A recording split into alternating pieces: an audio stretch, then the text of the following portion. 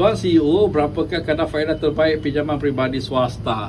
Okey tuan-tuan, pinjaman peribadi swasta sebenarnya kadar faedah yang baik adalah sekiranya anda golongan profesional, doktor, lawyer, surveyor, arkitek, anda boleh dapat pinjaman sebagai golongan profesional dengan kadar faedah yang mungkin sama dengan penjawat awam. Tetapi tuan-tuan, sekiranya anda ada gaji yang lebih daripada 5,000 pun, anda boleh mohon pinjaman daripada bank tempatan dengan kadar faedah mungkin di bawah 5% tuan-tuan. Dan seperti biasa, kami akan merujuk kepada jumlah gaji anda, siapakah majikan anda, apakah latar belakang pendidikan anda dan sebagainya, untuk kami menentukan pinjaman yang mana yang terbaik untuk anda.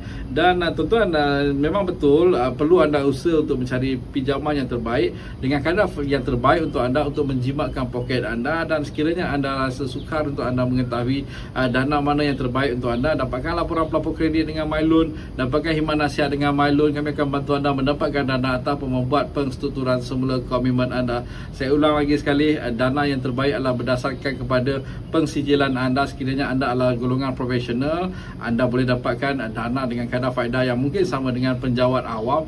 Dan juga yang lain, sekiranya gaji anda tinggi tuan-tuan, skor anda tinggi, anda boleh dapatkan pinjaman yang baik tuan-tuan. Tetapi jangan risau, di MyLoan kami hanya mendapatkan dana daripada bank, koperasi dan agensi kerajaan, dan dana-dana daripada pemberi pinjaman ini diketahui sebagai dana-dana yang terbaik. Apapun, seperti biasa dengan MyLoan, pinjaman anda menjadi lebih mudah.